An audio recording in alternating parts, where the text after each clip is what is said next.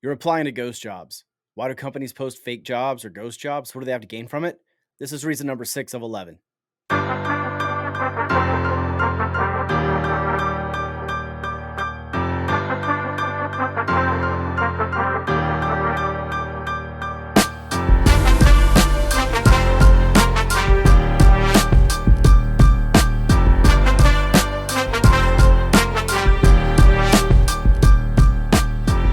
Hi, hello, and welcome to the podcast. My name is Kevin, and I've applied to almost 2,200 jobs, and I still don't have one.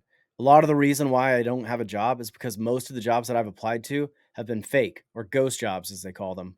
But why would a company post a job that isn't real? What do they have to gain from it? Reason number 6 is what I like to call the false light narrative. You've no doubt seen companies do mass layoffs, especially recently. Large companies like Intel have recently announced that they're laying off 15% of their workforce. That's 15,000 people. Volkswagen plans to close 3 of their large plants, which is going to affect the jobs of tens of thousands of people, according to them. So far in 2024, we've seen Boeing give a 10% reduction in their workforce. That's about 17,000 jobs, which I've read is attributed to their falling stock price, which is falling faster than parts of their airplanes. Microsoft so far this year has let go of about 1,500 employees. And tech giant Cisco has let go of about 9,600 so far this year. Now, typically mass layoffs tend to indicate poor performance of management, but it can be external factors too. But whenever they do lay off a lot of people, those who remain end up having to do the work of those who have been let go. So let's say your department has 9 people, but 2/3 of those people have been let go. That's 6 people gone, 3 people left. That leaves 1 out of every 3 people who still have to do the job of the whole department. Now, when those jobs get cut, the people go away, but the work responsibility is still there. So now each individual who remains has to do 3 times the work. But the money that the company was paying for those 3 employees, one of those salaries still goes to you, but the other 2 salaries, the company keeps because it needs it, because they've made some bad decisions. So congratulations, you're doing the work of 3 people for the same pay. Sounds like a lot of fun, doesn't it? Of course, the messaging that the company is going to give you is that you're lucky that you got saved and that you are a good worker and they really appreciate your loyalty and they're going to take care of you. And while that might be true, a lot of that is them trying to amp you up, trying to get you motivated to work hard for them because they chose you. Aren't you lucky? When in reality, they know they need somebody who can do 3 times the work who isn't going to ask for any more money. So, how sustainable is that? Well, typically, it's going to last about 8 to 10 months. That's usually about the most that somebody can take of doing 3 times the work for a third of the pay before they start looking for greener pastures. I don't know about you, but I'd certainly be leaving if I got to 8 months and I wasn't getting paid anymore for doing what I was doing. So, oftentimes, after a company does mass layoffs like the ones that I mentioned, and their workers have been overburdened by so much extra work that they have to get done, about 8 to 10 months after that, that's when we start seeing companies post a lot of these ghost jobs, which is reason number 6, what I like to call the false light narrative. And we're all familiar with the concept of the light at the end of the tunnel, signifying that something is coming to an end and that we're almost done. Well, what companies will do is they will post these fake jobs, which they call ghost jobs, and they will go back to their employees and say, "Hey, Ted, you've been doing really well for us these past few months. You know, it's we had to let a lot of the team go, and you picked up the slack, and we're so thankful for your work. We know it's been tough, but just stick it out, buddy.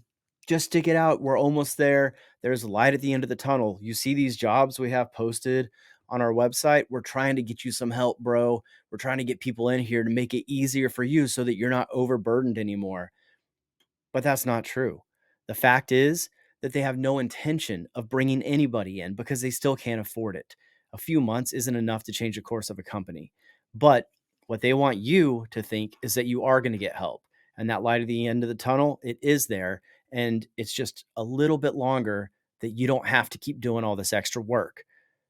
In reality, they're trying to extract maximum value from you before you quit.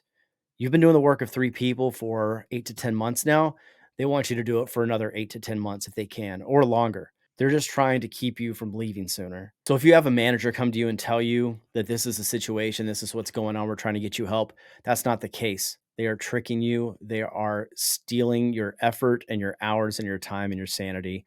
Don't fall for it. So while you're on the job hunt, if you see a company that has posted a lot of jobs that you haven't seen on the job boards really before, Go back and take a look at the news out of the last 6 to 18 months and do some research. See if they've had a mass layoff during that time, because if they have, chances are that they're just trying to use the false light narrative to extract as much effort as they can from the employees that are currently remaining. Now, when you see that, should you apply to those jobs? I mean, I'm going to let you decide.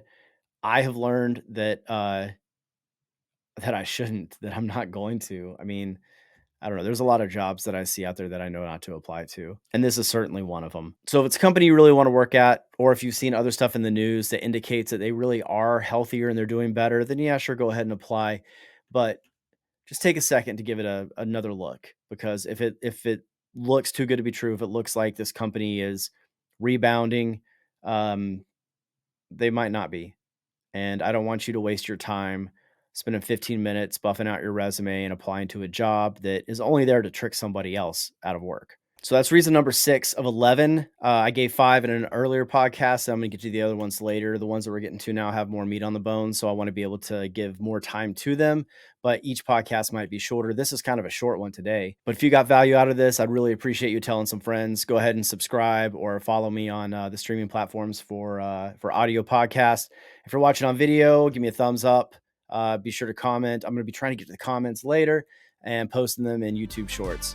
And just like that, we're moving forward to the next episode, and I'll see you there.